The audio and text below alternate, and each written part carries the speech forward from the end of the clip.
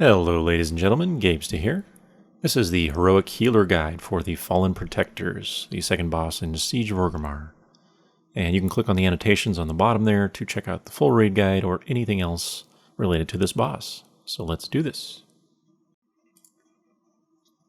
Now while normally I wouldn't discuss mechanics that exist on the normal version of a fight on the Heroic Guide, there are a few exceptions, especially in role cases. So Shadow Word Bane, even though this is on normal, it's really, really important on Heroic that this is handled properly.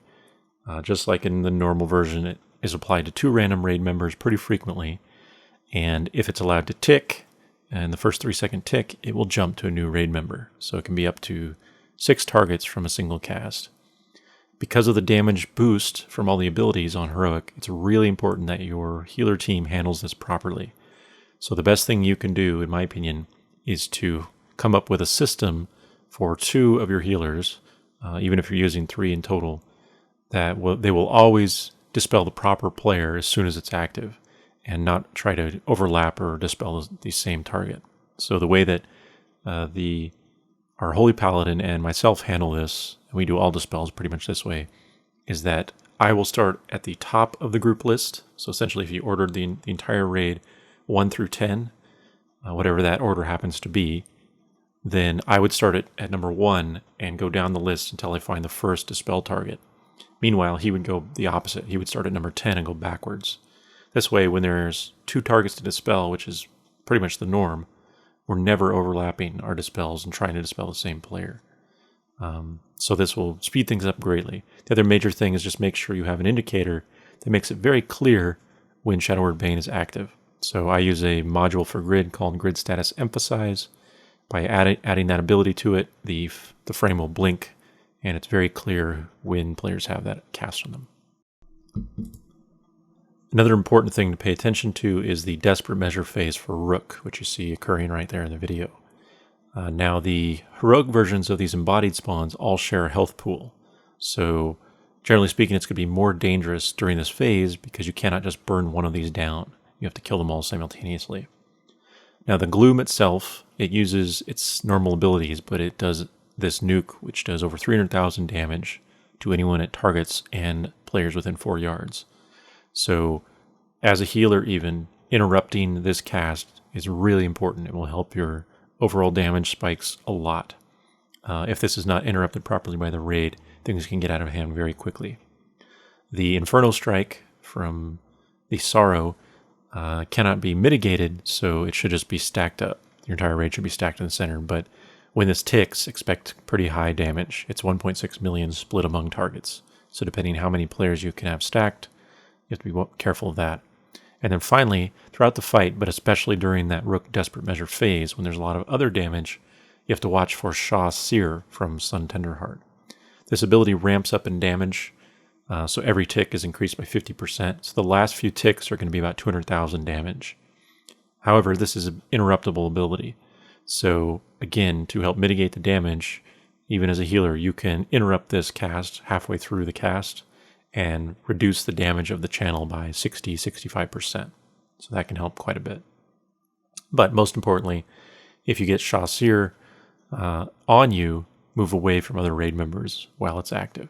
And this will prevent the ticks from applying to other players. It'll just hit you instead. The other extremely dangerous phase is the Desperate Measure phase for He. And obviously this spawns the Embodied Anguish just like a normal. However, on Heroic, damage is always obviously ramped up as well. And because the Anguish has a lot more health, this phase will last a lot longer. So the best thing you can do as a healer to prepare for that phase is make sure you have a clear indicator of the current target of the Mark of the Anguish. That is the current target of the Embodied Anguish attacks. And then rotate cooldowns. Usually the player will use personal cooldown rotation, and if they don't have any more, they'll pass it along to the next person. But as a healer, the best thing I found was to simply spam heals on the current target, such that in the event that their cooldowns run out, they'll be receiving constant stream of heals and be able to survive another second or 2 before they actually successfully pass it to the next player. And then, of course, as a personal target, once you get the mark on you, just rotate your own cooldowns, preferably the stronger cooldowns toward the end of the cycle. And just before your cooldowns run out, pass it along to the next person, and so on. The final important phase is Sun's Desperate Measure, and the combination of this ability plus the Garrote casts from He that will be active on the raid. Generally speaking, Garrote is going to be unavoidable. So the best way we found to deal with this was to order the bosses properly such that they wouldn't really occur at the same time. This will greatly reduce the damage that's possible in combination with these two abilities. So if possible, your raid should be doing Sun Tenderheart first, then Rook second, then He last. That way you get Sun Tenderheart's Desperate Measures, the bubble phase, while you don't really have any of the Garrote ticks on the rest of the raid. There's not much to worry about there. And then by the time you are finishing up He's Desperate Measure phase, and he drops all his Garrote stacks, now it's all reset, and you can push Sun next, once again, and sort of the process repeats. So you don't ever have this combination of abilities. In the event that your boss order is different for your raid, you're just going to have to use your raid cooldowns and heal cooldowns like crazy on that Sun Tenderheart phase, because having even half the raid covered in Garrote during that is going to be a ton of raid damage.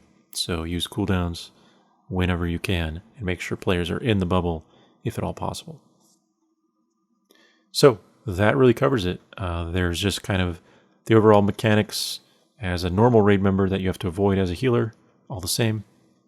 But for the most part, this fight is about managing these particular phases mentioned prior, and the potential spike damage that can occur in those. When you're not in a Desperate Measure phase, really there's nothing to be frightened about, and you can kind of just regen your mana, keep the tanks topped off, but for the most part, it's going to be a matter of controlling those Desperate Measure phases. That is it. That's the Heroic Healer Guide for the Fallen Protectors. As always, good luck, thanks for watching, and if you enjoyed, please subscribe.